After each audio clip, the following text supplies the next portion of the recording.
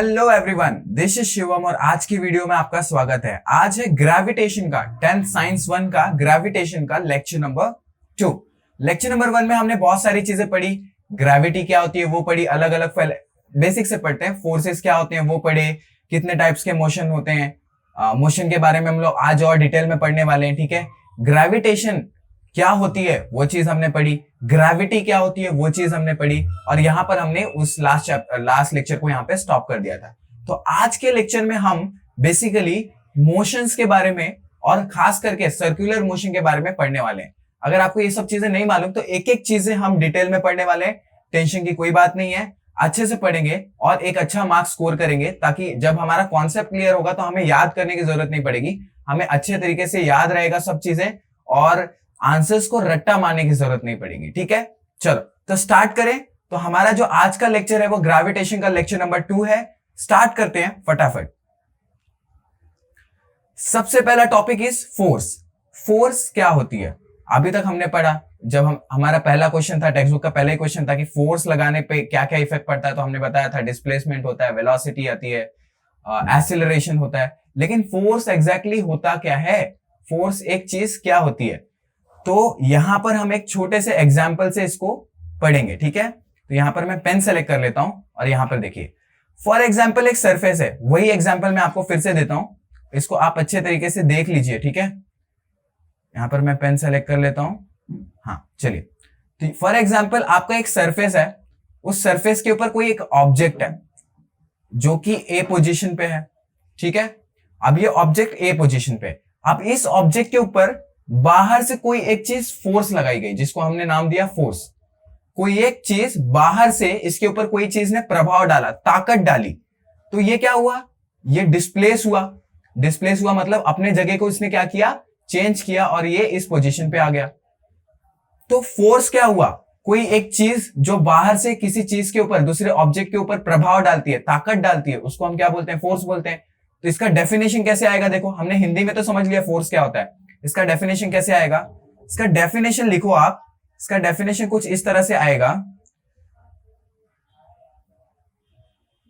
An external influence, an external influence, an external influence applied on an object. जब किसी object के ऊपर बाहर से कोई एक प्रभाव डाला जाता है, applied on an object, applied on an object causes displacement, और उसकी वजह से क्या होता है? डिस्प्लेसमेंट होता है। उसकी वजह से क्या होता है? डिस्प्लेसमेंट होता है। तो external influence applied on object causes displacement, this is called as force. इसी को हम क्या कहते हैं? फोर्स कहते हैं। This is called as force. समझ में आया? जब किसी ऑब्जेक्ट के ऊपर बाहर से कोई इंफ्लुएंस डाला जाए, कोई प्रभाव डाला जाए, किसी तरह का ताकत लगाया जाए, और उसकी वजह से क्या हो? ऑब्जेक्ट अपनी जगह को चेंज करके डिस्प्लेस हो जाए, ऐसे फोर्स, ऐसी चीज को हम क्या बोलते हैं? फोर्स बोलते हैं। समझ में आया? क्लियर हुआ? काफी इजी था ये। अब यहां पर मैंने कैसे बनाया था, देखो एक एग्जाम्पल और देख लो, वही एग्जाम्पल वापिस से देखो, इसको अच्छे से समझो। एक सरफेस पे एक ऑब्जेक्ट है, ठीक है, ये ऑब्जेक्ट के ऊपर क्या हुआ? बाहर से एक प्रभाव डाला गया, जिसको हम क्या बोलते हैं? फोर्स बोलते हैं। इस प्रभाव को जब हमने डाला तो ये ऑब्जेक्ट क्या हुआ? अपने जगह से हटके दूसरे एक जगह पे आ गया, जिसको हम इसको नाम अगर ए दिया तो इसको हम बी दे देते हैं। तो ये ऑब्जेक्ट क्या हुआ? डिस्प्लेस हो गया, अपनी जगह से ए से बी पे आ गया, और ये किसकी वजह से आया? जो हमने एक्सटर्नल इन्फ्लुएंस डाला, इसकी वजह से आया। तो इसीलिए आपका डेफिनेशन कैसे है? देखो, an external influence, an external influence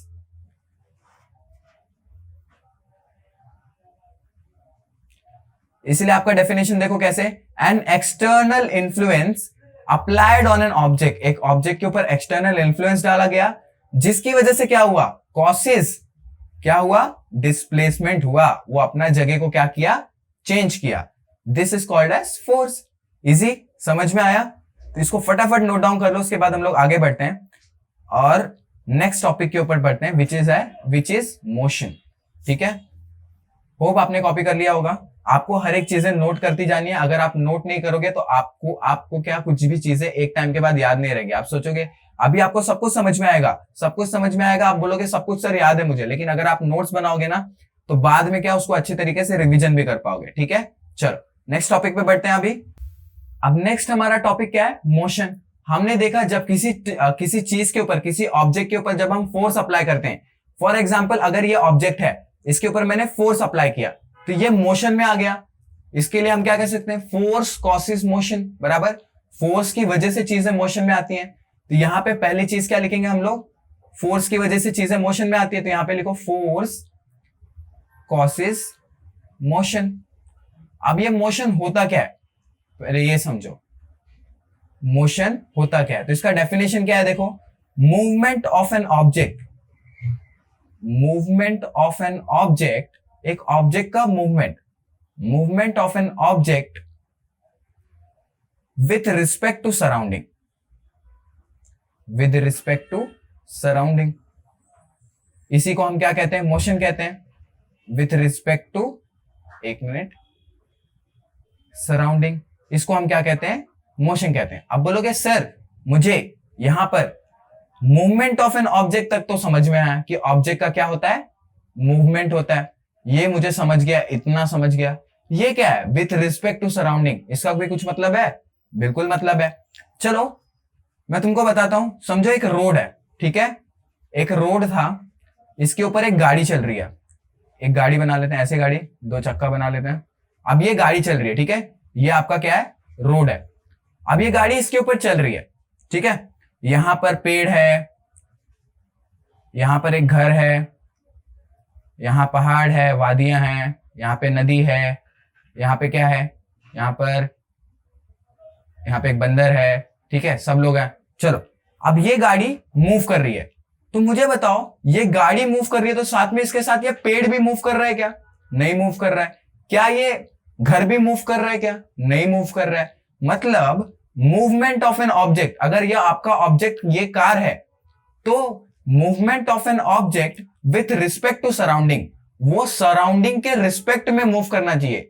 मतलब इसके साथ सराउंडिंग तो मूव करेगा नहीं, सिर्फ गाड़ी मूव करेगी, इसीलिए हम बोलते हैं movement of an object with respect to surrounding. समझ में आया। तो movement of an object with respect to surrounding, जब कोई ऑब्जेक्ट मूव कर रहा है रिस्पेक्ट टू सराउंडिंग, इसको हम क्या बोलते हैं, मोशन बोलते हैं। समझ में आया, क्लियर हुआ। फटाफट इसको भी नोट कर लो, उसके बाद हम लोग आगे बढ़ते हैं। मोशन के कुछ प्रकार होते हैं, ठीक है। अब हम आगे पढ़ेंगे मोशन के टाइप्स के बारे में, ठीक है। तो इसको आपने होप नोट कर लिया होगा, तो आगे बढ़ते हैं इसको फटाफट हम। तो मोशन के बेसिकली 3 प्रकार होते हैं। मोशन के कितने प्रकार होते हैं, देखो टाइप्स तो बहुत सारे होते हैं, लेकिन मेनली हम लोग 10th में अपने 3 टाइप्स पढ़ने वाले हैं, जिसकी जरूरत है हमको, ठीक है। तो मोशन के 3 प्रकार होते हैं। आपका जो मोशन है बेसिकली 3 तरह के होते हैं। पहला मोशन क्या है, first type of motion is linear motion. क्या बोलते हैं, linear motion. Second type of motion is oscillatory motion, oscillatory motion. And third type of motion is circular motion, जिसके बारे में हम लोग ये चैप्टर में ज्यादा पढ़ने वाले हैं, ठीक है। इस पे आपको ज्यादा ध्यान देना है क्योंकि ये आपके चैप्टर में, इस चैप्टर में यूज होने वाला है, ठीक है। लेकिन हम समझेंगे तीनों को। तो जो सबसे पहला मोशन वो क्या है, लीनियर मोशन है। तो लीनियर मोशन क्या होता है, जब कोई ऑब्जेक्ट, फॉर एग्जांपल आपका ये ऑब्जेक्ट है ए, ठीक है, अगर ऑब्जेक्ट मोशन परफॉर्म करता है स्ट्रेट लाइन में, ठीक है, अगर कोई ऑब्जेक्ट स्ट्रेट लाइन में मोशन परफॉर्म कर रहा है, ये ऑब्जेक्ट यहां से यहां जा रहा है, यहां से यहां जा रहा है, स्ट्रेट लाइन में परफॉर्म कर रहा है, ये हिल डुल नहीं रहा है, ठीक है, स्ट्रेट लाइन में परफॉर्म कर रहा है, ऐसे टाइप ऑफ मोशन को हम क्या बोलते हैं, लीनियर मोशन। एग्जाम्पल के लिए मैं आपको बताता हूं, यहां देखो, ये अगर ये ऑब्जेक्ट आपका है, ये ऑब्जेक्ट अगर ये कुछ इस तरह से हिल के यहां पे आ गया, तो इसने क्या परफॉर्म किया, लीनियर मोशन परफॉर्म किया। क्या परफॉर्म किया, लीनियर मोशन। तो ऐसे टाइप ऑफ मोशन को हम क्या बोलते हैं, लीनियर मोशन। इसका डेफिनेशन क्या आएगा, इसका डेफिनेशन आएगा motion in a straight line. इसको ऐसे याद रखो, motion in a straight line, इसको हम क्या बोलते हैं, लीनियर मोशन बोलते हैं। समझ में आया, क्लियर हुआ। नेक्स्ट, समझ में आया, क्लियर हुआ। नेक्स्ट आगे बढ़ते हैं नेक्स्ट टाइप ऑफ मोशन के ऊपर, ठीक है। तो आपका नेक्स्ट टाइप ऑफ मोशन है ऑसिलेटरी मोशन। ऑसिलेटरी मोशन क्या होता है, अब आपको सामने एक पेंडुलम दिख रहा है, ये पेंडुलम क्या है, ये पेंडुलम एक्चुअली जब यहां इसको अगर आप ध्यान से देखोगे तो ये क्या कर रहा है, एक ही तरह का मोशन परफॉर्म कर रहा है। पहले अगर आपका ये पेंडुलम तो एक बार इधर जा रहा है, एक बार इधर जा रहा है, एक बार इधर जा रहा है, एक बार इधर जा रहा है, तो ये same type of motion perform कर रहा है। तो ऐसे टाइप ऑफ मोशन को हम क्या बोलते हैं, oscillatory motion. Back and fourth motion, ये पहले एक बार इधर जा रहा है, एक बार इधर जा रहा है, एक बार इधर जा रहा है, एक बार इधर जा रहा है, ऐसे टाइप ऑफ मोशन को हम क्या बोलते हैं, ऑसिलेटरी मोशन। समझ में आया? तो ये ऑसिलेटरी मोशन था। अब थर्ड टाइप ऑफ मोशन होता है सर्कुलर मोशन। सर्कुलर मोशन बहुत ही आपको ज्यादा यूजफुल है, तो इसको आप ध्यान से देखो। सर्कुलर मोशन क्या होता है, यहां अगर आप देखोगे तो एक ऑब्जेक्ट है, एक कार है जो कि सर्कुलर में घूम रही है, सर्कल में घूम रही है। तो कोई भी ऑब्जेक्ट जब सर्कुलर पाथ पे घूमता है उसको हम क्या बोलते हैं, सर्कुलर मोशन बोलते हैं। समझ में आया? अब ये सर्कुलर मोशन को हम लोग थोड़ा डिटेल में पढ़ते हैं, ठीक है? तो सर्कुलर मोशन को हम थोड़ा अभी डिटेल में पढ़ेंगे। अब हम सर्कुलर मोशन के बारे में थोड़ा सा डिटेल में पढ़ेंगे, ठीक है? फॉर एग्जाम्पल आपका ये एक सर्कल है, ये सर्कल का ये सेंटर है और एक ऑब्जेक्ट है जो इस सर्कुलर पाथ को फॉलो कर रहा है, ठीक है? ये ऑब्जेक्ट ये सर्कुलर मोशन परफॉर्म कर रहा है। तो ये हमारा क्या है, ऑब्जेक्ट है, और ये जो पाथ है ये क्या है, सरकमफेरेंस है, बराबर? सर्कल का सरकमफेरेंस इसको हम कहते हैं, सरकमफेरेंस। तो सर्कुलर मोशन का डेफिनेशन कैसे बनेगा, देखो यहां पे आपके सामने मैं डेफिनेशन बना रहा हूं, आपको याद करने की बिल्कुल भी जरूरत नहीं है। आप ये डायग्राम याद रखोगे, आपको ये डेफिनेशन अपने आप क्लिक हो जाएगा, ठीक है? चलो, तो यहां पे देखो आप इसका डेफिनेशन कैसे बनेगा। A motion of an object, एक ऑब्जेक्ट मोशन परफॉर्म कर रहा है, तो a motion of an object, a motion of an object revolving, a motion of an object revolving along the circumference of a circle, along the circumference of a circle, circumference of a circle is called as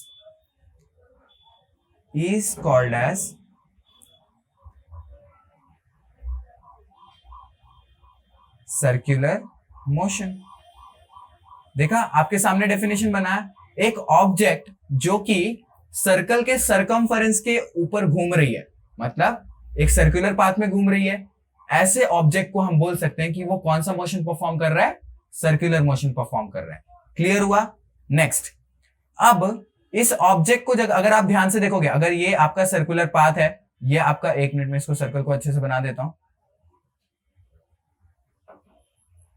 ये मैं अच्छे से बना देता हूं, ठीक है? चलो, अगर आपका ये सर्कुलर पाथ है और कोई एक ऑब्जेक्ट है जो कि इस तरह से सर्कुलर मोशन परफॉर्म कर रहा है, ठीक है? ऐसे गोल गोल गोल गोल घूम रहा है। इस ऑब्जेक्ट का कोई एक फोर्स है, ठीक है? ये ऑब्जेक्ट के ऊपर कोई एक फोर्स है। अगर मैं समझो ये एक पेन है, ठीक है? इस पेन के ऊपर मैं एक स्ट्रिंग बांध के एक पत्थर को लटका दिया और उस पत्थर को मैं गोल गोल घुमा रहा हूं, गोल गोल घुमा रहा हूं। अगर मैं इस पत्थर को गोल गोल घुमा रहा हूं तो वो गोल गोल घूमेगा सर्कल में, बराबर? ये क्या करेगा, पेन के आजू बाजू में क्या बना देगा, एक सर्कल बना देगा, गोल गोल घूम रहा है वो। अब मुझे एक बात बताओ, ये सर्कल में ही क्यों घूम रहा है, ये बाहर क्यों नहीं जा रहा है? क्योंकि मैंने बीच में फोर्स अप्लाई कर रखा है, बराबर? ये इसीलिए बाहर नहीं जा रहा है क्योंकि मैंने इसके बीच में क्या अप्लाई करके रखा है, फोर्स अप्लाई करके रखा है। मैं उसको लगातार फोर्स अप्लाई करे जा रहा हूं, तो ये जो बीच में फोर्स है, मतलब अगर ये मेरा पेन है, सेंटर में मेरा पेन है और ये मेरा स्टोन है, ये आपका क्या है, स्टोन है, तो मैं यहां पर सेंटर की तरफ कोई एक फोर्स अप्लाई करके रखा है मैंने, जिसकी वजह से वो सर्कल गोल गोल, स्टोन क्या कर रहा है, गोल गोल घूम रहा है। अगर मैं इस फोर्स को हटा दूं तो जो स्टोन है वो गोल गोल घूमेगा क्या, नहीं घूमेगा, क्योंकि कोई चीज है ही नहीं जो उसको पकड़ के रखे सर्कल के फोर्स, सर्कल में घूमने के लिए उसको कोई पकड़ के रखने के लिए कोई फोर्स है ही नहीं। इसी फोर्स को हम क्या कहते हैं, सेंट्रीपिटल फोर्स। समझ में आया? सेंट्रीपिटल फोर्स हमारा अगला टॉपिक है, अभी आपको समझा दिया मैंने। इसी फोर्स को हम क्या बोलते हैं, सेंट्रीपिटल फोर्स। फिलहाल के लिए अभी आप ये भूल जाओ, मैं आपको इसको अच्छे तरीके से समझाऊंगा, सेंट्रीपिटल फोर्स क्या होता है, इसको आप भूल जाओ। फिलहाल के लिए आपको सर्कुलर मोशन समझना जरूरी था। तो कोई एक ऑब्जेक्ट जब सर्कुलर पाथ में घूमता है along the circumference of circle, a motion of an object, एक ऑब्जेक्ट का motion along the circumference of circle, circumference of circle के ऊपर जो मोशन करता है ऑब्जेक्ट, ऐसे ऑब्जेक्ट को हम क्या कहते हैं, वो ऑब्जेक्ट कौन से मोशन में है, सर्कुलर मोशन में। समझ में आया? क्लियर हुआ? नेक्स्ट की तरफ बढ़ते हैं। अब हम पढ़ेंगे ये सेंट्रीपिटल फोर्स क्या होता है। तो मैंने क्या बताया, समझो एक सर्कल है, ठीक है, कोई एक ऑब्जेक्ट है जो ये सर्कुलर पाथ पे चल रहा है, ठीक है, ये मेरा क्या है, सेंटर है उसका। तो अगर वो ऑब्जेक्ट, यहां पर ये ऑब्जेक्ट है, इसको मैंने नाम दे दिया, इसको मैंने बोल दिया ये हमारा ऑब्जेक्ट है। तो अगर ये ऑब्जेक्ट गोल गोल घूम रहा है, अगर मैंने वो पेन वाला एग्जांपल दिया था, अगर वो गोल गोल घूम रहा है, तो कोई एक चीज है जो उसको पकड़ के रख रही है सेंटर की तरफ। अगर वो चीज उसको सेंटर की तरफ पकड़ के नहीं रखती तो वो ऑब्जेक्ट क्या होता, वो गोल गोल नहीं घूमता, ऐसे गोल गोल नहीं घूमता, वो क्या होता है, यहां से बाहर चला जाता, बाहर की तरफ निकल जाता। अगर वो स्टोन होता तो जाके किसी के टकले पे लगता ठम करके, बराबर। लेकिन वो ऑब्जेक्ट अभी भी वो गोल गोल घूम रहा है, मतलब क्या है, कोई तो एक फोर्स है जो उसको पकड़ के रखी है, उसी फोर्स को हम क्या कहते हैं, सेंट्रीपिटल फोर्स। क्या बोलते हैं, सेंट्रीपिटल फोर्स। अब इसका डेफिनेशन देखो किस तरह से है, सेंट्रीपिटल फोर्स का डेफिनेशन लिखो।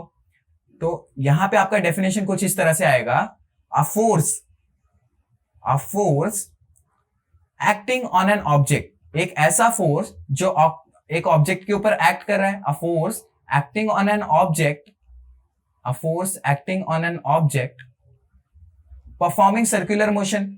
अब ये एक चीज का ध्यान रखना, आपको सेंट्रीपिटल फोर्स, जो ऑब्जेक्ट सेंट्रीपिटल फोर्स मतलब जिस ऑब्जेक्ट के पास सेंट्रीपिटल फोर्स है, जो ऑब्जेक्ट सर्कुलर मोशन परफॉर्म कर रहा है, उसी के पास सेंट्रीपिटल फोर्स होगा। मतलब अगर सेंट्रीपिटल फोर्स है तो सर्कुलर मोशन होना चाहिए, अगर सर्कुलर मोशन है तो सेंट्रीपिटल फोर्स होना चाहिए।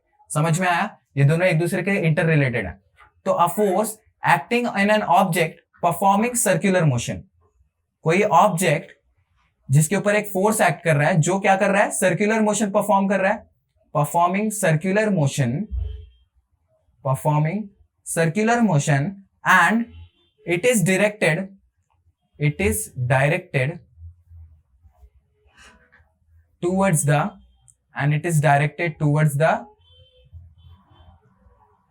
the center of the circle is called as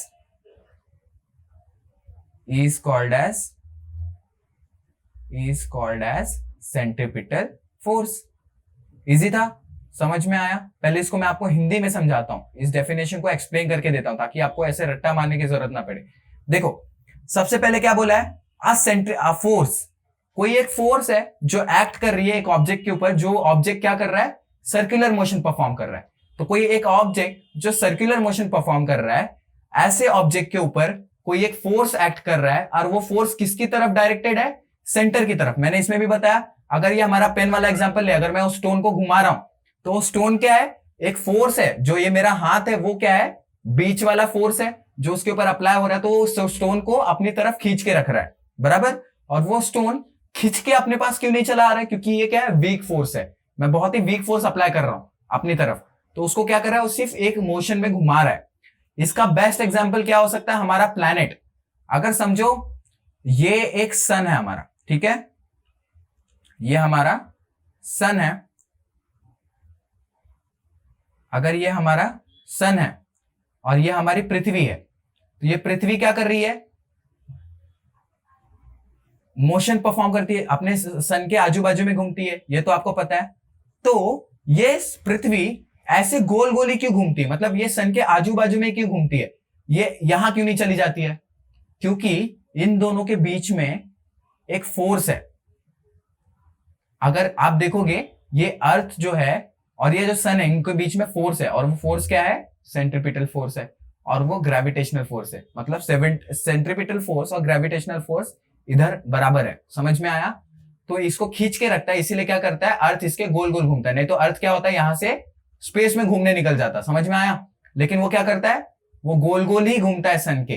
क्यों घूमता है, क्योंकि उनके बीच में कोई एक फोर्स एक्ट कर रहा है जो कि ग्रेविटेशनल फोर्स है, और वो सेंट्रीपिटल फोर्स की तरह एक्ट कर रहा है। क्योंकि क्या हुआ, अर्थ जो है वो सन की तरफ अट्रैक्टेड है, सन के सेंटर की तरफ अट्रैक्टेड है, तो इसको ही हम क्या बोलते हैं, जब कोई भी चीज सर्कुलर मोशन परफॉर्म कर रही है और वो उसके सेंटर की तरफ अट्रैक्टेड है, उसको हम क्या बोलते हैं, वो सर्कुलर मोशन परफॉर्म कर रही है और वो सेंटर की तरफ अट्रैक्टेड है, तो उसको हम क्या बोलते हैं, सेंट्रीपिटल फोर्स। क्या बोलते हैं, सेंट्रीपिटल फोर्स। होप आपको क्लियर हो गया होगा।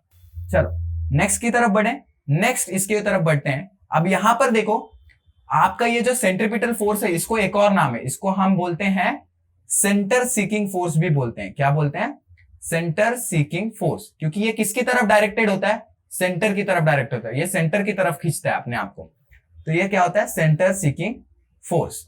समझ में आया, क्लियर हुआ। चलो नेक्स्ट, अब इसको लिख लिया होगा आपने, जो भी मैं बोलते जा रहा हूं, जो भी मैं लिख रहा हूं, अच्छे तरीके से नोट करो, क्योंकि नोट करना बहुत इंपॉर्टेंट है, आपको ये चीज बहुत अच्छे से काम आने वाली है, ठीक है। अगर जैसे मैं पढ़ा रहा हूं वो सारी चीजें नोट करके अगर आप चीजें समझ रहे हो अच्छे से और बाद में उसको अच्छी तरीके से रिवाइज करते हो तो आपके 95% के ऊपर गए, कहीं नहीं गए मार्क्स, ठीक है, आप बहुत आसानी तरीके से स्कोर कर लोगे। चलो नेक्स्ट आगे की तरफ बढ़े। नेक्स्ट हमारा जो टॉपिक है, यही सेंट्रीपिटल फोर्स का फॉर्मूला भी होता है। क्या होता है, फॉर्मूला होता है सेंट्रीपिटल फोर्स, सेंट्रीपिटल फोर्स जिसको हम क्या बोलते हैं, सीपी भी बोलते हैं, ठीक है, शॉर्ट फॉर्म में। तो सेंट्रीपिटल का फोर्स का फॉर्मूला होता है mv² अपॉन आर, ये उसका फॉर्मूला होता है, जहां पर m जो होता है आपका वो बराबर होता है मास ऑफ एन ऑब्जेक्ट के, तो m is equal to mass of an object, जो m होता है आपका क्या होता है, mass of an object. v क्या होता है आपका, v होता है वेलोसिटी ऑफ एन ऑब्जेक्ट, किस वेलोसिटी से वो ऑब्जेक्ट मूव कर रही है, तो वेलोसिटी ऑफ एन ऑब्जेक्ट। और तीसरा क्या है, r, अब जब सर्कुलर मोशन परफॉर्म कर रही है तो उसमें क्या होगा, रेडियस तो होगा ही उसके पास, तो r क्या आपका डिनोट करता है, रेडियस ऑफ द सर्कल, क्योंकि सेंट्रीपिटल फोर्स कहां लगता है, जब सर्कुलर मोशन परफॉर्म होता है तभी सेंट्रीपिटल फोर्स लगता है, और जब सर्कुलर मोशन परफॉर्म हो रहा है तो वहां पे रेडियस होना ही होना है। समझ में आया, तो रेडियस ऑफ द सर्कल। अब इसी चीज को एक डायग्राम से समझ के देखते हैं। यहां पर मैंने एक डायग्राम बनाया, एक सर्कल बनाया, उसके बीच में एक सेंटर बनाया, एक ऑब्जेक्ट है जो मूव कर रहा है, ठीक है। तो ये ऑब्जेक्ट का कुछ मास होगा, तो इस मास को हम लेते हैं m, ठीक है। अब ये जिस वेलोसिटी से मूव कर रहा है, जिस वेलोसिटी से ये मूव कर रहा है उसको हम क्या लिए, v लिए, और इसके बीच में जो डिस्टेंस है इसको हम क्या लिए, रेडियस r लिया, तो आपका फॉर्मूला क्या बन गया है, mv² अपॉन r। क्लियर हुआ। तो आज हमने किसके बारे में पढ़ा, सर्कुलर मोशन के बारे में पढ़ा, सेंट्रीपिटल फोर्स, सर्कुलर मोशन में टाइप्स ऑफ मोशन के बारे में पढ़ा, सर्कुलर मोशन के बारे में पढ़ा, सेंट्रीपिटल फोर्स के बारे में पढ़ा। अब नेक्स्ट जो टॉपिक होगा उसमें हम पढ़ेंगे केपलर्स लॉ के बारे में, और आगे बहुत सारी चीजें हैं उसको भी हम अच्छे कंप्लीटली पढ़ेंगे। तो यस, आज के वीडियो में बस इतना ही। वीडियो अगर आपको अच्छा लगा तो लाइक जरूर करना। यहाँ पर अगर आप स्क्रीन पे देखोगे तो यहाँ पे हमारे वेद वीणा का ऑफिशियल इंस्टाग्राम आईडी हमने बना दिया है, वो भी आपको मिल जाएगा, तो इसको भी आप फॉलो कर सकते हो। यहाँ पर मेरा ऑफिशियल इंस्टाग्राम आईडी है, अगर आपको कोई भी क्वेश्चन है, कोई भी डाउट है, आप बिंदास मुझे यहाँ पे मैसेज करके पूछ सकते हो, ठीक है। तो यस, आज की वीडियो में बस इतना ही। वीडियो अगर अच्छी लगी तो वीडियो को लाइक जरूर करना, चैनल को सब्सक्राइब करना, अपने दोस्तों के साथ शेयर करना। हम मिलते हैं अगले वीडियो में, तब तक के लिए goodbye and take care.